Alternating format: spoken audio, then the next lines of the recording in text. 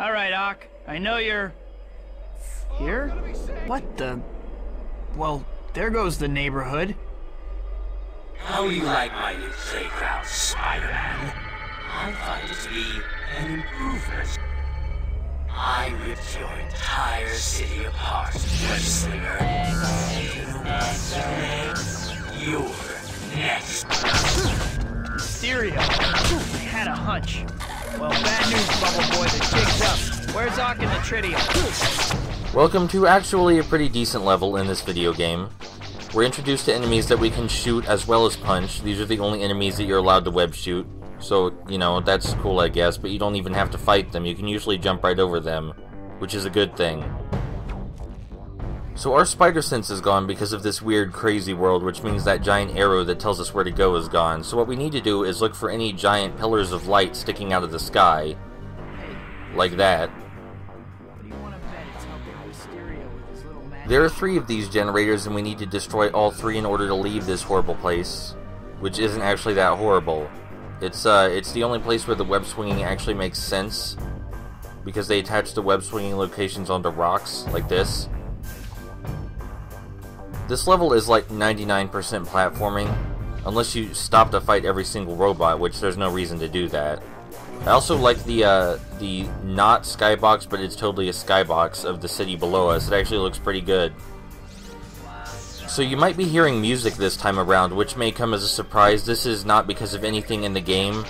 I tried turning up the music audio, I tried turning up my audio. The music was still incredibly silent. So I went into the game files and took the music files out and put them in my video editor and then turned them up. And that's why you're finally hearing the music. So you're welcome, because the music for this level is actually pretty not bad. And it makes it a lot easier to record because there's not deafening silence. I said the pathfinding is the best part of this game, and that remains true throughout this level. You look for any rocks you can swing onto to get from building structure to building structure, and then you look toward the giant beam of light and just swing toward it.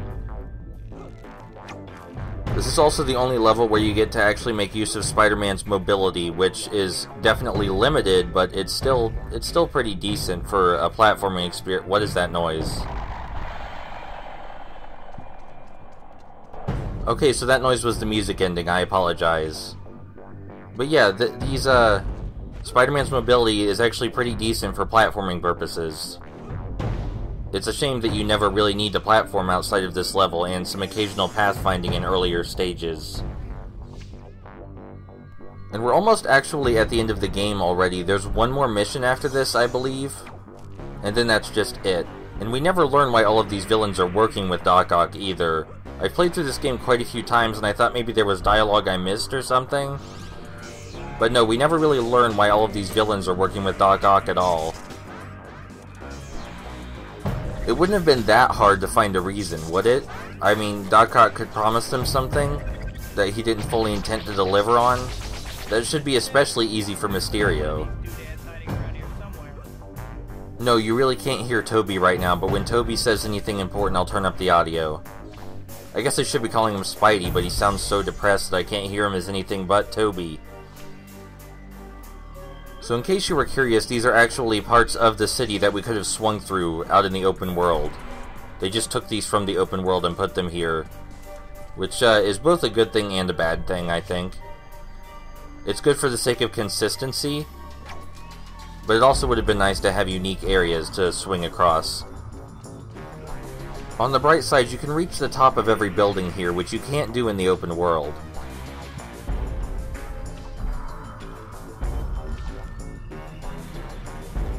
I'm absolutely positive this is not the only game with this issue, but surely someone had to wonder why they bothered making this music when it wasn't audible in the game. Maybe they were hoping to release it as part of an official soundtrack companion. They never really explain how Mysterio is doing all of this, by the way. Yeah, it's some kind of illusion, you learn that at the end, but that doesn't explain where we are right now, or how it's all solid. Either way, up here is the last generator we have to destroy before we can leave this area, and then do the same thing in another area, with one slight difference. I guess it's more than a slight difference. So this part of the game may not have seemed very challenging, like, at all, but having invited other people over to play this game with me, I can tell you that apparently it is. Because my friends had the absolute worst possible time trying to get through this level. Our spider sense is back because we destroyed all the generators, and we just have to head to the center and teleport out of here. So I've looked up a lot of stuff about this game, and by a lot, I mean whatever the internet had, which wasn't much. Apparently not many people played this, and the people that did play it really don't want to remember it or talk about it. But I see almost no mention of the Mysterio levels, and the only mention I did find was in IGN, I think, and he said it was kinda okay, but he had issue with the platforming, which is the only thing I don't have issue with.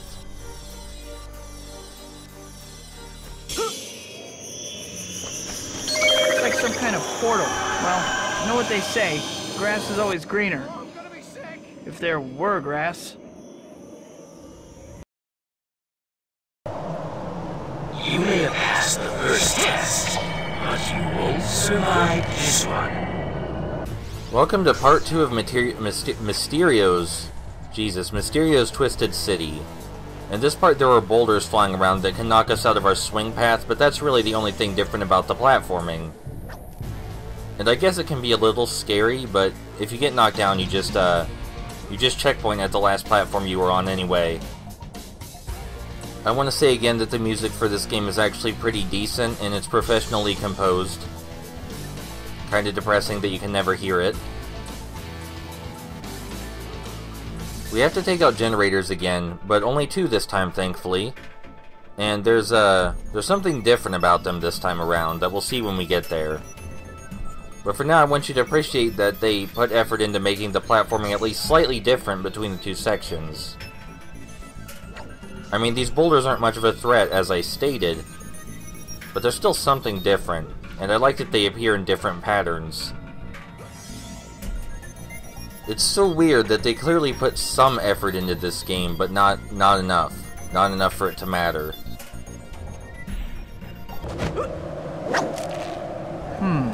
New and improved generators.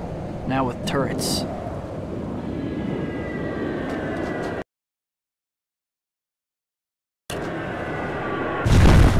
So Mysterio gave us these handy rocks, which we are going to use to distract the turrets into shooting at them, as soon as the rocks are done falling. While the turret is distracted by shooting the rock, we run up behind the turret and web it so that way it explodes and deactivates. This is actually pretty cool. And I like this mini-boss, I guess you could call it. You'd have to use your noggin to figure it out if there weren't a pop-up explaining it to you before it happens.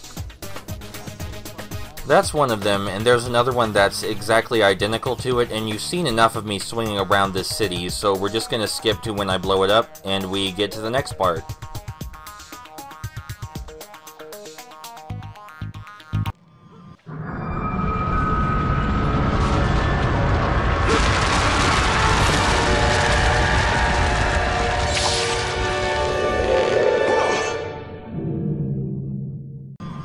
This is my ultimate weapon. You're embarrassingly outgunned. Give up now, and I may show you some mercy. Mysterio's enormous death machine actually isn't all that tough if you know what you're doing. You have to shoot the missile silos so, well, they can't shoot missiles at you anymore. After you blow up a couple of the missile silos, he takes out a laser, which you can dodge by hiding behind something or coming down here underneath the actual machine. After the laser powers down, his machine breaks for a moment, which means you can jump up to him and punch him in the face. After you break the dome on top of it, of course. Like that. And then you just repeat this 2 more times. Now, ideally, you would hide behind things to get away from the missiles until you blow them up. But I'm going to do this in the laziest fashion possible. You don't have that much health and the missiles actually do a lot of damage, but you have just enough to cheese it. Also, if you're down here when the laser fires, it creates this really trippy burnt glass effect. So that's pretty awesome, and I had to show that off. This really isn't a bad boss fight, all things considered. It's actually pretty decent, and the tutorial doesn't really ruin it because it doesn't mitigate the challenge any. The actual hard part is, you know, dodging the missiles and laser. So knowing that you have to dodge them and shoot them isn't that big a deal. Now, we have just enough health left to tank 2 more missile silos, but we don't have enough to destroy the 3rd. So we're gonna have to get a little bit creative. And by creative, I mean break the boss fight. So if we go down here, we can actually see all the missile silos sticking out from up here, and we can shoot them from down here, where we're invulnerable. Yeah. I mean, they probably didn't expect this to happen, but you know, you gotta prepare for things like this during playtesting. But yes, if we position ourselves just right, we can destroy all the missile silos completely hassle-free down here. And of course we're invulnerable against the laser while we're down here as well, so there's no reason to ever leave, except to punch Mysterio. You get to see more of that really cool burnt glass effect though. That's pretty awesome.